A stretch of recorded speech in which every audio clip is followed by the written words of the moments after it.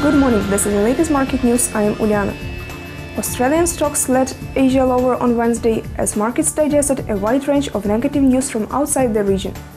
The continued unrest in Egypt weighed on sentiment after Egyptian President Mohamed Morsi rejected calls for his resignations in late-night address.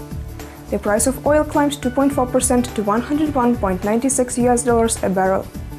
In addition, stocks in Greece ended 3.2% lower on Tuesday, as the market was weighed by new concerns about the country's ability to meet the terms of its international bailout.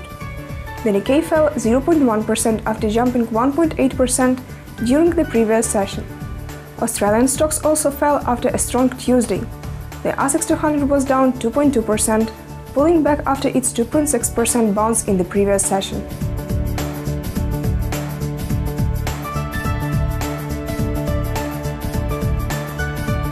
There was also caution ahead of the monthly US labor report scheduled to come out on Friday, which will be scrutinized to see how it could affect monetary policy.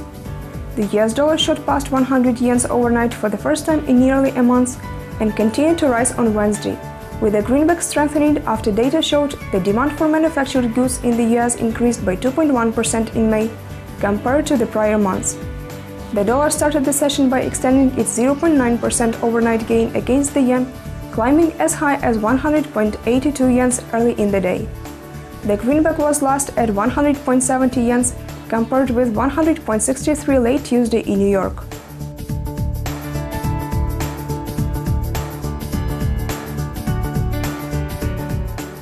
The markets will have another chance on Wednesday to stress test the view that the UK economy is on a sustainable road to recovery with today's update on the services PMI data.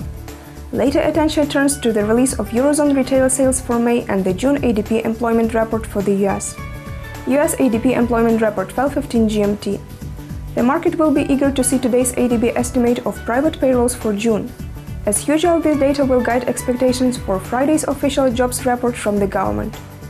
Recent updates from both series suggest that bias for moderate growth remains intact. The consensus forecast sees today's estimate for June improving a bit to 165,000 advance.